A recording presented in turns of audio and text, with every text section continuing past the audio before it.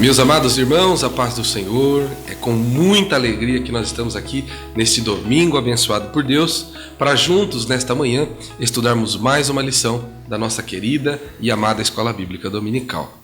Antes de nós iniciarmos o estudo da nossa lição, antes de vermos o assunto que trataremos, nós convidamos os irmãos para que junto comigo fechem os seus olhos e orem ao Senhor. Oramos. Senhor nosso Deus e nosso Pai, Deus bendito, Deus de misericórdia, Pai de amor, nós te agradecemos por esta oportunidade, por estar aqui reunidos para aprender e estudar a tua santa palavra. Dai-nos, Senhor, uma porção da tua sabedoria. Dai-nos, Senhor, uma parte do teu Espírito Santo para que compreendamos os teus propósitos. Senhor, nós pedimos, continua conosco e em nome de Jesus agradecemos. Amém. Meus irmãos, nós estamos nesse trimestre, nesta segunda aula do nosso trimestre, estudando o tema A Justiça Divina, a preparação do povo de Deus para os últimos dias no livro de Ezequiel.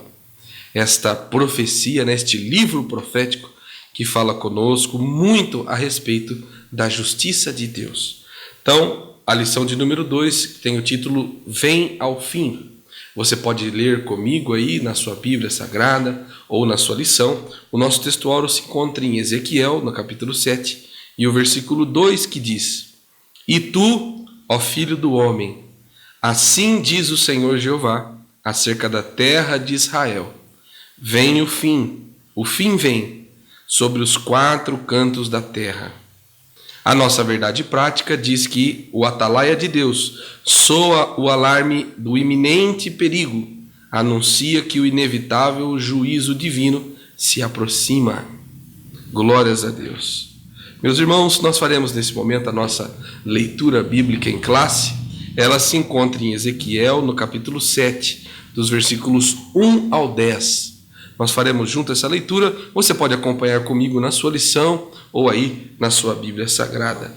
Leiamos juntos então Ezequiel capítulo 7, a partir do versículo de número 1, que diz: Depois veio a palavra do Senhor a mim, dizendo: E tu, ó filho do homem, assim diz o Senhor Jeová acerca da terra de Israel: Vem o fim vem sobre os 4 cantos da terra. Agora vem o fim sobre ti, porque enviarei sobre ti a minha ira e te julgarei, conforme os teus caminhos, e trarei sobre ti todas as tuas abominações. E não te poupará o meu olho, nem terei piedade de ti, mas porei sobre ti os teus caminhos, e as tuas abominações estarão no meio de ti, e sabereis que eu sou o Senhor. Assim diz o Senhor Jeová: Um mal, eis que um só mal vem. Vem o fim vem. Despertou-se contra ti, eis que vem. Vem a tua sentença, ó habitante da terra. Vem o tempo. Chegado é o dia da turbação e não da alegria sobre os montes. Agora, depressa derramarei o meu furor sobre ti. E cumprirei a minha ira contra ti, e te julgarei conforme os teus caminhos, e porei sobre ti as tuas abominações. E não te poupará o meu olho, e nem terei piedade, conforme os teus caminhos. Assim carregarei sobre ti, e as tuas abominações estarão no meio de ti, e sabereis que eu, o Senhor, castigo. Eis aqui o dia, eis que vem, veio a tua ruína, já floresceu a vara e reverdeceu a soberba. Irmãos, duras palavras de Deus. Mas estas duras palavras de Deus falam conosco nos nossos dias. Então, neste momento, convido os irmãos para que, junto comigo, recebam o nosso irmão Wagner, que será o nosso professor nesta manhã e, com certeza, um grande instrumento de Deus para o ensino das Sagradas Escrituras a nós aqui, na Escola Bíblica Dominical. A paz do Senhor, irmãos, graças a Deus, estamos na nossa lição de número 2, nesse novo trimestre, que vem trazer temas, voltados sobre a justiça divina. E nós, como os irmãos já viram nosso textual, na verdade prática, também nossa leitura diária, né? Nós estaremos abordando hoje o tema Vem o Fim, baseado, né, no texto que encontramos no livro de Ezequiel, né, onde nós iremos percorrer a maior parte das nossas aulas, todas embasadas no livro de Ezequiel. Irmãos, nós todos sabemos que Ezequiel, na condição de profeta, né, que foi usado para profetizar principalmente no Império Babilônico, para o povo de Israel, então cativo, né, trouxe palavras da parte de Deus, e uma delas seria relacionada ao fim das condições de Israel, podemos dizer, Israel na condição quando nação, onde ela viria a ser normalmente levada a cativo. Isso porque, irmão, Israel estava vivendo uma vida dissoluta, uma vida voltada para a idolatria, e que, infelizmente, foi aplacada com a palavra profética por Ezequiel, de que recairia sobre ela o juízo da parte de Deus, né? Então, irmãos, especificamente nesse capítulo 7, tá, nós encontramos um texto que é uma profecia direcionada diretamente para Israel. E qual que é o objetivo, né? É trazer aos seus habitantes, né, daquela época, de que por conta da recusa da mensagem profética, da recusa da busca de arrependimento oferecida da parte de Deus, sendo usado pelo profeta Ezequiel, o profeta Jeremias, né, eles iriam sofrer a repentina destruição, né, ou seja, os babilônicos iriam conquistar a cidade, iriam destruir o templo, e por isso, irmãos, a palavra veio como uma forma de juízo. No ponto primeiro que fala sobre a profecia, né, o profeta Ezequiel, ele traz uma profecia, trazendo uma informação, e principalmente no que se refere à palavra profética, porque normalmente as formas que Deus utilizava com maior frequência, através dos profetas que ele sempre levantava como arauto de Deus, era através de visões, através de uma mensagem falada, mas em específico nessas profecias foi sempre direcionado a palavra ao profeta, e o profeta assim transmitia para o povo, né?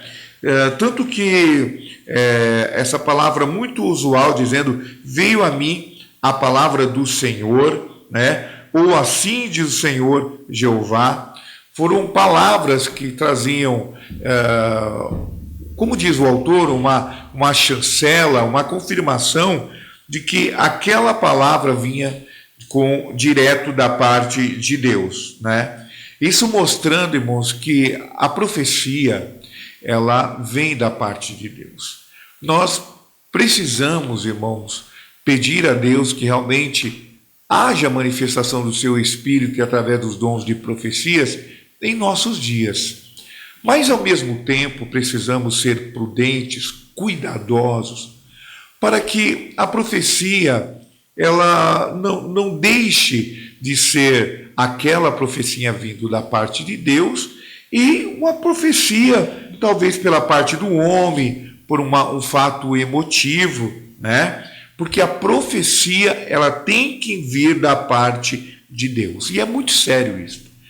Porque o profeta, quando ele não fala a profecia da parte de Deus, ele está omitindo uma palavra que não é dele. E aquela palavra da parte de Deus é uma palavra que pode ser de exortação, que pode ser até mesmo com o objetivo de fortalecer, de instrução. E se não é falado, né, aquele profeta ele é cobrado por não transmitir a mensagem da parte de Deus. Mas, ao mesmo tempo, quando alguém usa esse momento, né, de profecia, para trazer palavras, talvez até palavras de ajuda, palavras de emotiva, mas que não parte da parte vinda de Deus, ele também recai sobre ele grandes cobranças. Pedro, ele teve esse cuidado ao escrever em sua carta. Abra sua Bíblia juntamente comigo na segunda carta de Pedro, segunda carta do apóstolo São Pedro, tá? O capítulo 1, o versículo 20 e o versículo 21. Acompanhe comigo aí, irmãos. Olha o que diz o texto.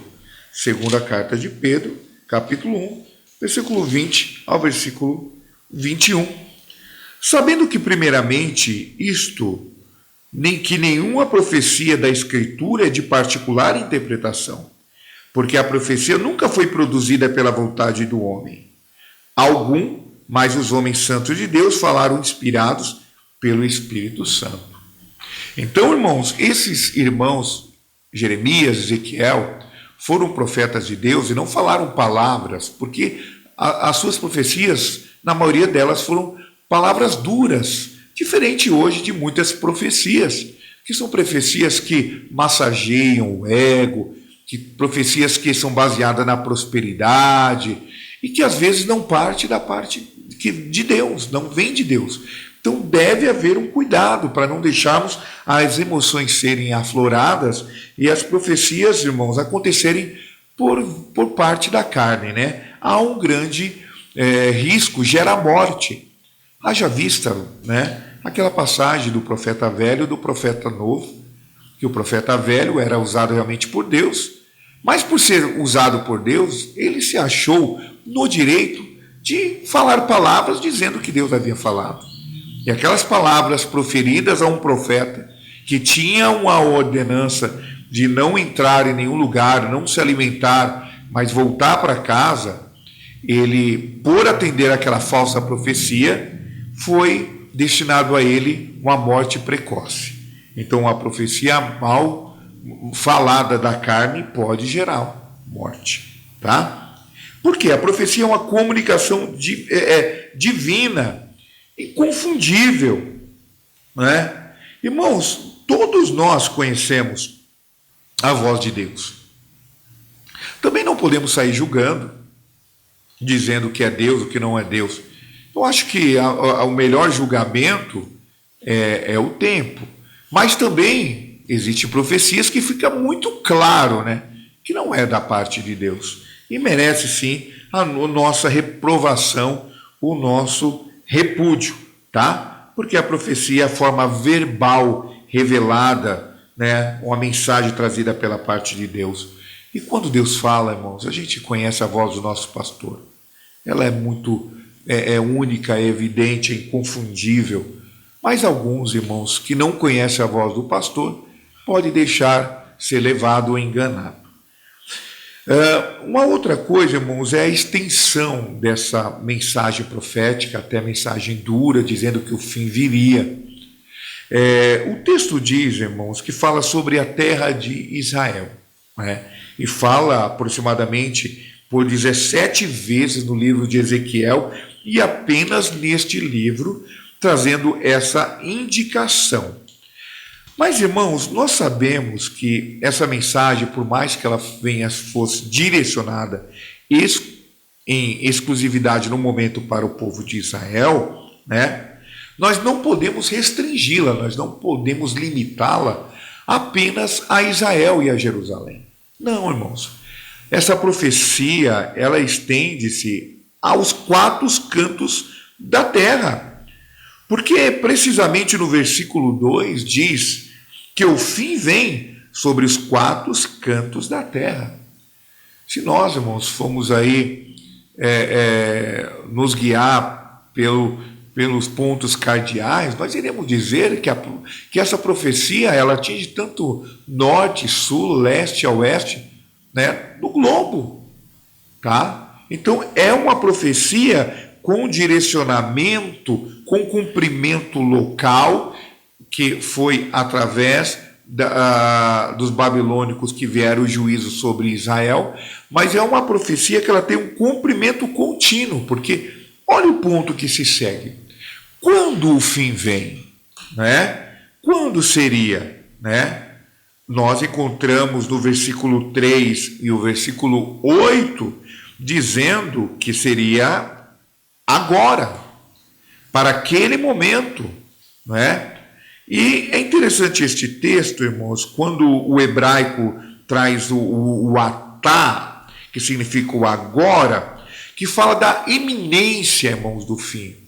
Ou seja, da urgência de que isso estava prestes a acontecer.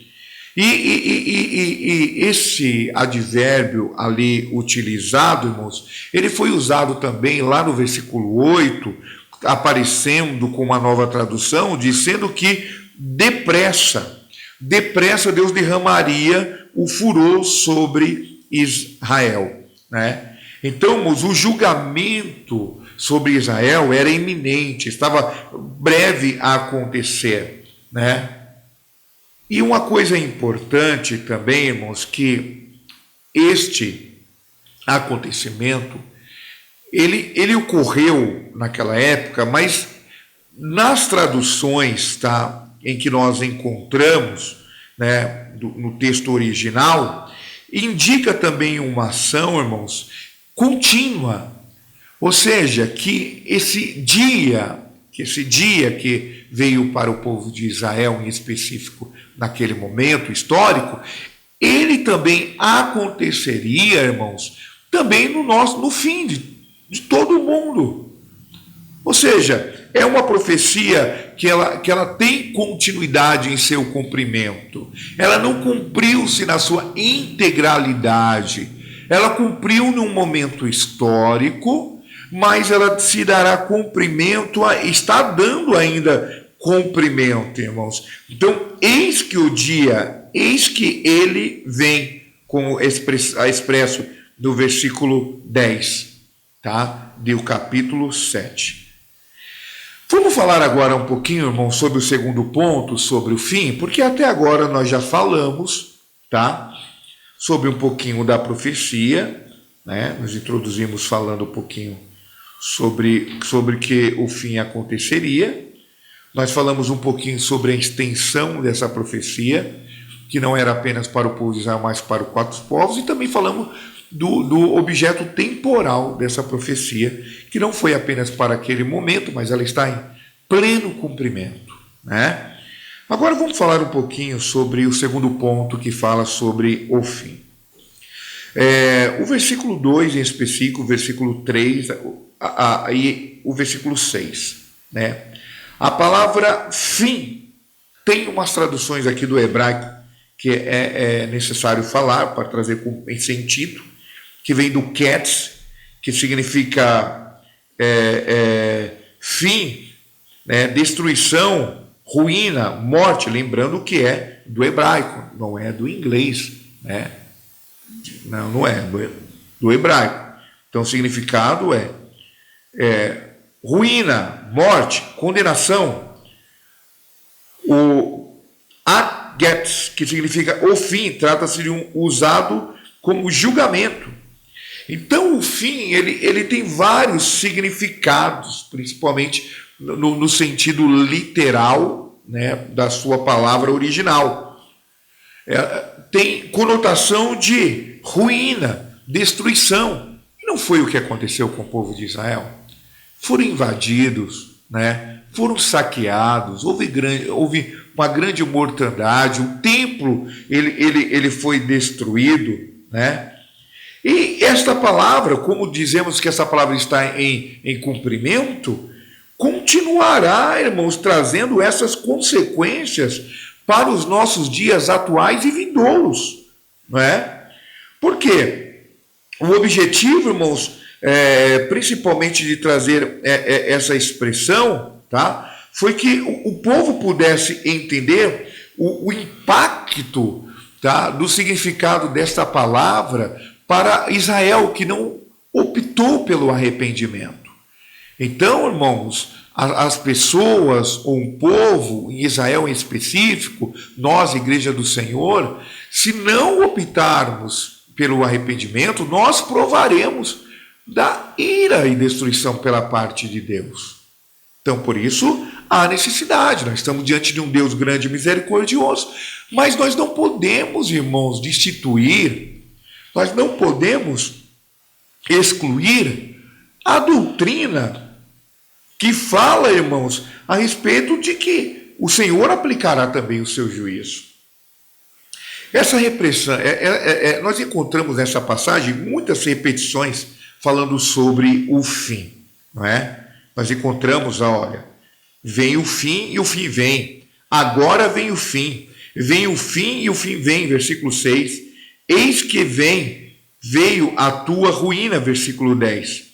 Então, o objetivo de Ezequiel em trazer essas repetições, somente num capítulo, principalmente nessa profecia direcionada, e principalmente ele na condição de atalaia, que é uma pessoa, um vigia, tá? Era realmente trazer uma sensação de pânico, uma sensação de que as pessoas deveriam se despertar, Israel precisaria se despertar. Ou seja, irmãos, os profetas, durante os séculos, vinham chamando o povo de Deus ao arrependimento. Vinham chamando, eles tinham conhecimento de Deus, a partir da lei de Moisés, a partir dos profetas, né? Então, o povo estava sendo informado que o juízo de Deus, irmãos, ele era real, era iminente, iria acontecer.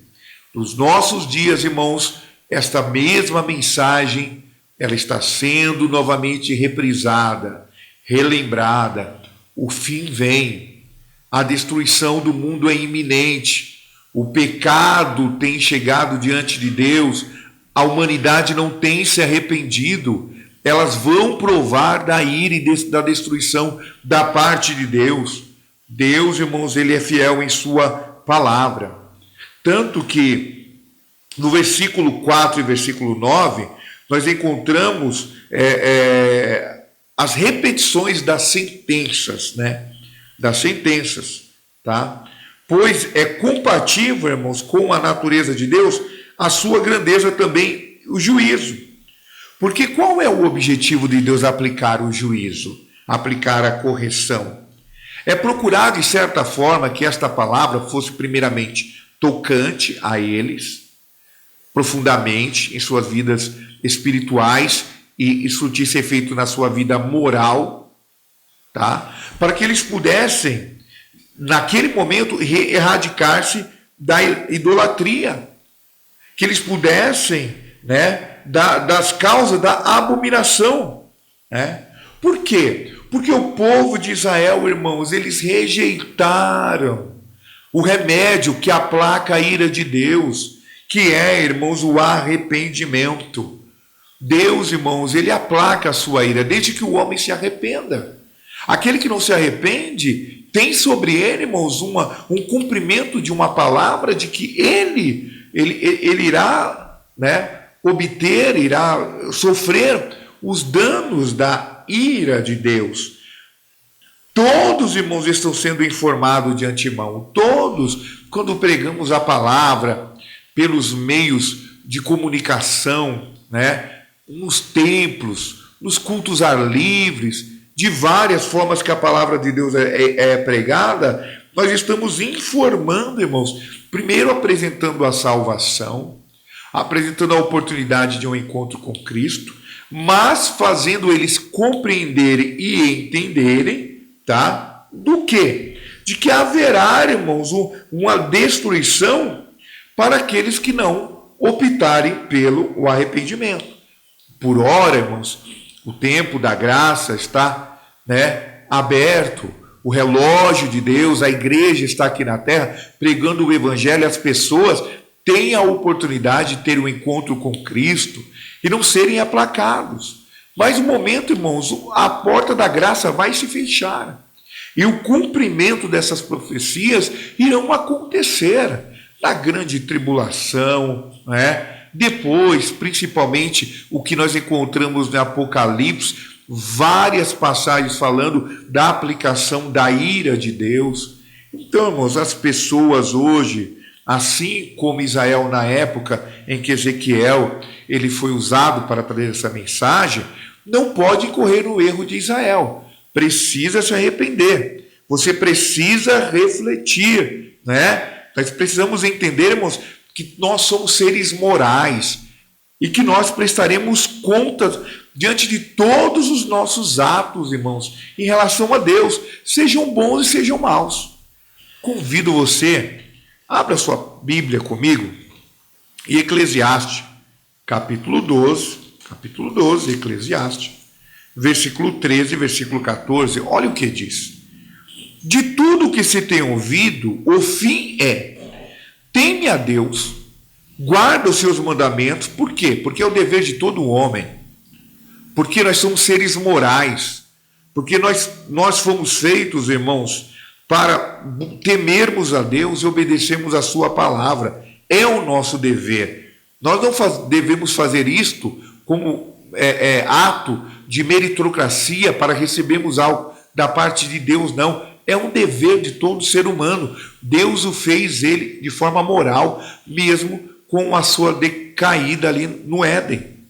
Porque Deus há de trazer o quê? Juízo, irmãos. Juízo sobre toda a obra, tudo aquilo que fazemos, irmãos. Seja certo, seja errado, as nossas ações serão pesadas, né? Tudo que é encoberto, irmão, será revelado um dia. Quer bom, quer mal. Então, irmãos, mesmo nós cristãos, irmãos, nós iremos passar, as nossas obras serão reveladas. Então, por isso, nós devemos fazer obras boas, tá? O terceiro ponto, nós falamos sobre o inimigo, né? Sobre o inimigo. Vamos ler um texto importante aqui. O versículo 10. O verso 10 do capítulo 7, o verso 10, diz o seguinte, está na lição, mas vamos reprisar. Eis que vem, veio tua ruína, já floresceu a vara, reverdeceu a soberba. Ezequiel, irmãos, neste momento, para dar continuidade à profecia, falando para o povo de Israel, ele usa uma metáfora, né? Ele usa uma situação, um conhecimento da realidade das pessoas, no caso aqui, uma analogia com um item, né, botânico, né? Ele usa essa metáfora para trazer um ensinamento, tá? Qual é? A palavra profética diz que veio a tua ruína e já floresceu a vara e reverdeceu a soberba. Aqui, irmãos, o que nós encontramos? O que essa palavra significa? O que esse versículo quer trazer? Nós encontramos, irmãos, que existem várias e diversas interpretações, né? Mas eu lembro bem, e encontramos na palavra de Deus, que quando fala-se no momento em que a vara floresceu, nós falamos que da escolha de que Arão, né, e a tribo de Levi foram escolhidos, né, para ser exclusivo um povo que servisse a Deus. Então, naquele momento, aquele ato simbolizou uma escolha. E nós não podemos desafirmar aqui, irmãos, que esta vara que floresce, ela também relata uma escolha. Ou seja, a principal tradução que nós trazemos é que, assim, irmãos, essa vara é o rei Nabucodonosor, que foi escolhido para aplicar o juízo sobre o povo de Israel, para cumprir essa palavra do juízo da parte de Deus sobre o povo de Israel. Como outros Deus levantou, como levantou o rei da Síria para ser o chicote de Deus para açoitar Samaria, Nabucodonosor, ele foi levantado, irmãos, para ser uma vara que viesse trazer juízo, açoite ao povo de Israel. tá? Então, irmãos, Deus levantou, nesse versículo, o entendimento que nós temos, que Deus levantou Nabucodonosor, tá? Para quê? Já floresceu a vara, já apareceu Nabucodonosor. Eu já escolhi aquele que vai ser utilizado, tá? Para o quê? Para aplacar a sua soberba, tá? Israel. O item 2, reverdeceu a soberba, que é o item, uma parte B do versículo 10, diz que, o que aconteceu? Nabucodonosor, por mais que foi esse a qual Deus levantou para aplicar o juízo sobre o povo de Israel, como ele embora levantado por Deus, mas ele não compactua da comunhão com Deus e pratica tudo que é errado, que é contrário, né? Nabucodonosor correria esse risco, como assim aconteceu, de extrapolar os limites de crueldade para a aplicação dos castigos. Assim como vários homens durante a história, né? Eles não quero dizer que Deus permitiu que ele aplicasse os seus atos, né, errados, mas que muitos extrapolaram, né? Muitos homens, irmãos, causaram muita mortandade. Até hoje, irmãos, homens causam, irmãos, trazem o caos para muitos lugares, para muitos povos, trazem sofrimentos. Quantos líderes, irmãos, estão sendo levantados, né? Hoje é um dia, né, que nós estaremos fazendo as nossas escolhas, os nossos representantes, né? E nós devemos ter o devido cuidado. Por quê? Porque de repente nós podemos estar apoiando alguém que trará, irmãos, a aplicação de coisas ruins para o povo de Deus e para a humanidade. Nós temos visto aí várias nações com regimes totalitários, né? E que pessoas estão morrendo através de guerras, através de corrupção por conta da fome, né? Vidas estão morrendo por causa de legislação que tem sido criadas. Então são pessoas extrapolando a posição que foi concedida, né? Permitida por Deus, no sentido que Deus, ele é o ser supremo e ele pode permitir mesmo um governo ímpio que aconteça, mas não quer dizer que ele compactua com aquelas ações ímpias, tá? Porque o livre-arbítrio está no homem e Deus escolhe, e Deus às vezes permite para quê? Para o homem entender até que as suas atitudes foram erradas, tá? Então, muitos homens, irmãos, né, tomaram uma atitude e extrapolaram. Então, o que aconteceu, irmãos? Nesse caso, muitas atrocidades ocorreram de forma demasiada pelo rei Nabucodonosor. Mas quem era Nabucodonosor? Né? Vamos falar um pouquinho agora da parte histórica, tá? Para os irmãos entenderem. O Nabucodonosor, irmãos, tem uma origem, tá, acádica. É uma língua antiga, né? O autor da nossa lição, ele traz essa informação dizendo que era uma língua antiga da Mesopotâmia. E tinha umas traduções aqui, né, que vem de lá. Nabucodonosor Utsu, que significa Nabu protegeu minha herança. Por mais que Nabucodonosor ele recebeu esse nome, né, olha só o entendimento, né? Protegeu minha herança. Ou seja, Nabucodonosor não foi levantado, permitido para aplicar o juízo e castigo sobre Deus, sobre o povo de Israel. E alguém pode falar, mas que amor é este? Porque Deus castiga tudo quanto ama. Ou seja, era importante Deus permitir que Nabucodonosor fosse levantado como uma vara que trouxesse sofrimento para o povo de Israel, para que ele pudesse, em algum momento, abrir o seu entendimento e voltasse para Deus, como assim fez várias vezes. Mas para que deixasse a idolatria, né? Para que deixasse as coisas abomináveis. Porque Deus tem interesse que o homem se volte para ele. Tá? Então, ele foi usado.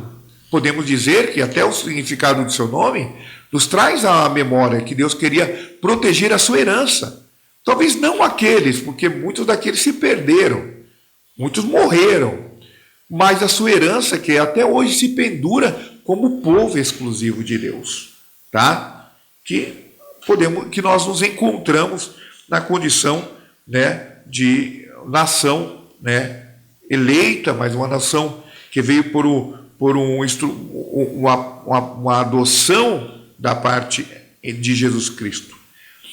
A forma que mais se aproxima do hebraico é Nukbi Shadri, e aparece 30 vezes no Antigo Testamento, e sendo essas 4 em Ezequiel, tá? E a Septuaginta, ela também traz na forma grega, Nabucodonosor. Ele era filho de Nabopolassar, né, que reinou 21 anos na Babilônia. Nabucodonosor reinou 43. Isso é um texto, é um conhecimento histórico, né, que traz o conhecimento, não traz muita aplicabilidade, né, na nossa fé cristã, mas nós aumentamos o nosso conhecimento, principalmente quando lermos ou quando nos depararmos com esse personagem, tá, com esse povo. A Babilônia. O nome Babilônia também é de origem acádica, lembra? Que é uma língua antiga, né, da Mesopotâmia, que tem uma tradução portão de Deus. Agora, é interessante lembrar que não é o portão do Deus Altíssimo. Tanto que a tradução traz Deus como Deus minúsculo, tá? É um portão de Deus, mas aos deus babilônicos, tá? Que não eram poucos. Então, traz ainda aquela tradução, né, que usa Babel, que na Septuaginta, né, vem também da forma grega Babilônia. Babilônia, o nome do país é o mesmo da sua capital. Caldeus e babilônico eram no princípio povos distintos. Então, Babilônia simbolizava tanto os povos babilônicos como os caldeus, tá? Mas eles eram povos distintos, eram povos que você conseguia perceber distinção entre eles, tá? A palavra Kashude significa conquistadores e era utilizada para identificar diversas tribos semitas que povoavam o norte do Golfo Pérsico, no sul da Babilônia, desde os dias de Abraão. Então, irmãos, veja que nós encontramos aqui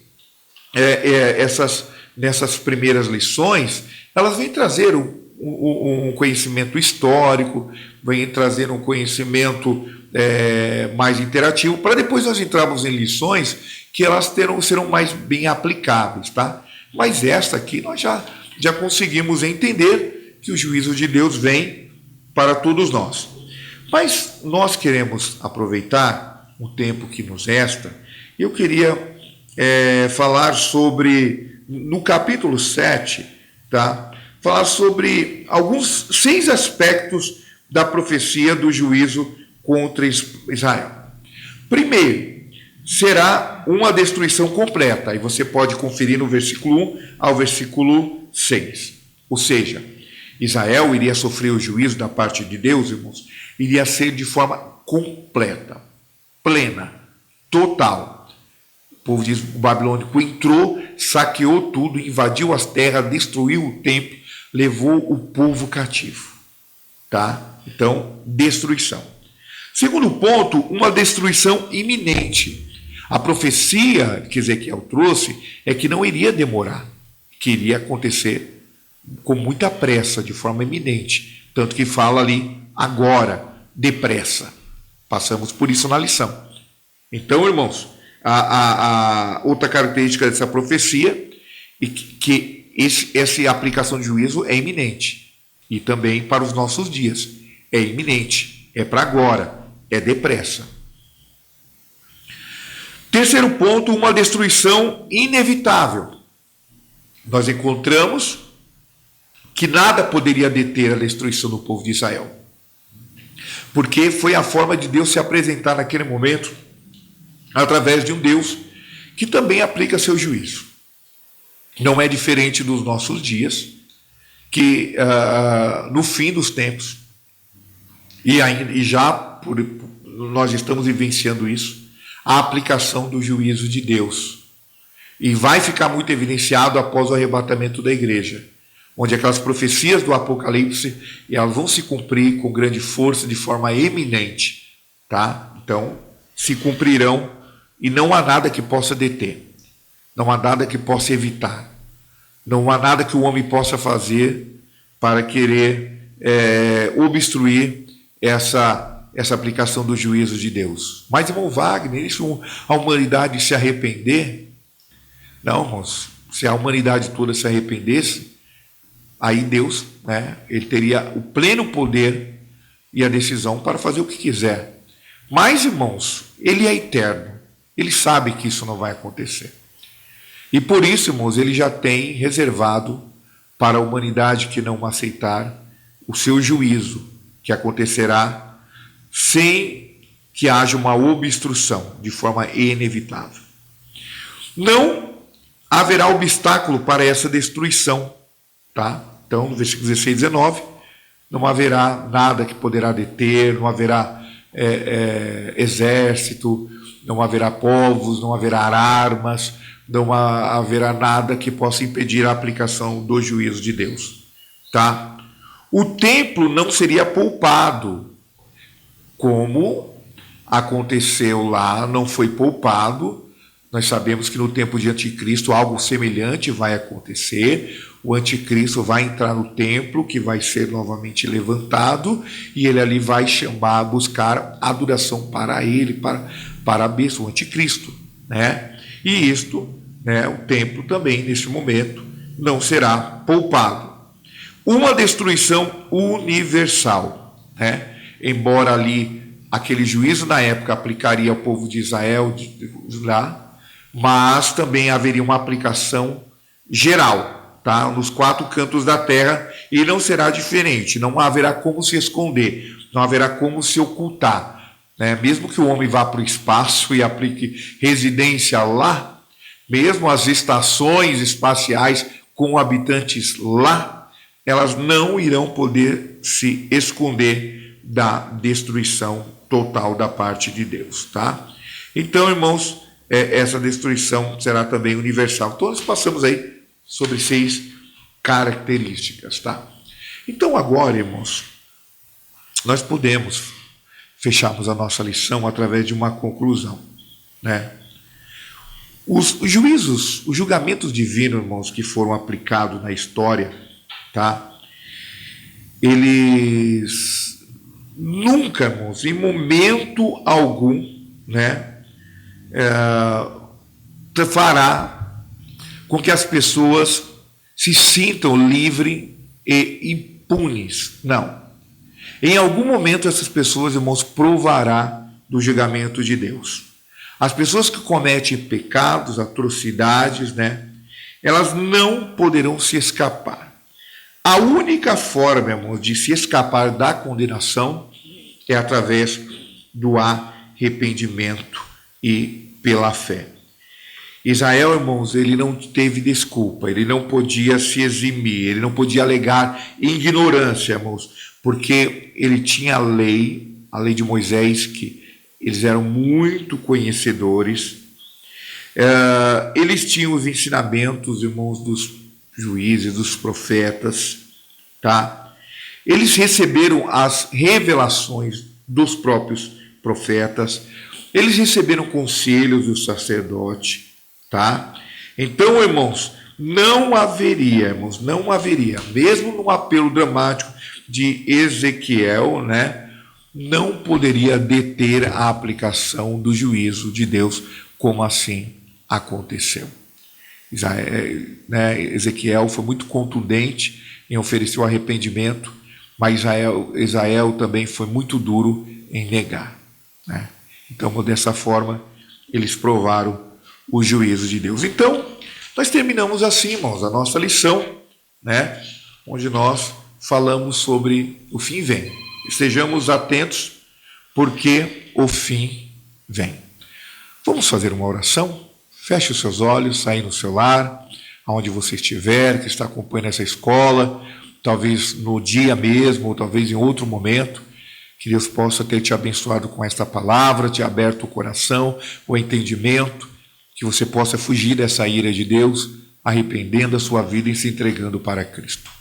Maravilhoso Deus, eterno soberano Pai, nós te agradecemos neste dia, por termos aprendido aqui a tua palavra, compreensão de que assim como o juízo veio para o povo de Israel, não será diferente para a humanidade. E para que nós individualmente possamos se escapar da tua ira, que nós possamos aceitar a ti e recebê-lo como Salvador, se arrependendo dos nossos pecados, Senhor, e pedindo também a tua misericórdia a nossas vidas. Pai, nós queremos te agradecer por tudo, pelos teus ensinamentos, abençoe as suas vidas, que aqui receberam esta palavra, em nome de Jesus nós agradecemos. Amém. Que Deus abençoe em nome de Jesus. Glórias a Deus. Meus irmãos, que lição maravilhosa, que assunto urgente e importante para nossos dias. Com certeza, Deus falou profundamente, nos ensinou da sua parte e nós sairemos agora, no término desta aula, satisfeitos com o Senhor. Antes de nós terminarmos a nossa lição e orarmos agradecendo a Deus por esta aula, nós temos alguns avisos. O primeiro é um grande convite para você, irmão e irmã, que está nos acompanhando, seja aqui no YouTube ou no Facebook, e ainda não esteve presencialmente em uma das nossas igrejas. Nós fazemos esse convite para você, amado irmão, amada irmã, a estar conosco. Venha nos fazer uma visita, venha cultuar a Deus conosco em uma das nossas igrejas, pode ser na nossa sede, aqui no Bairro Alto, que tem cultos toda terça, toda quinta, também aos domingos, ou nas nossas igrejas, nos bairros, as nossas congregações, também toda quarta-feira, sexta-feira e também aos domingos. E lembrando, em todo o nosso campo, todo domingo pela manhã, nós temos a Escola Bíblica Dominical. Ela ali é um instrumento de Deus para nos ensinar as Sagradas Escrituras, como nós hoje bem vimos, né? Meus irmãos, lembrando também que nós, alunos, amantes da escola dominical, também podemos contribuir com a obra de Deus. Os irmãos estão vendo passando aqui os números das contas da nossa igreja, também a nossa chave Pix, e ali os irmãos podem enviar sua oferta, enviar o seu dízimo e abençoar a obra de Deus, retribuir ao Senhor com uma pequena porção daquilo que Ele já nos deu.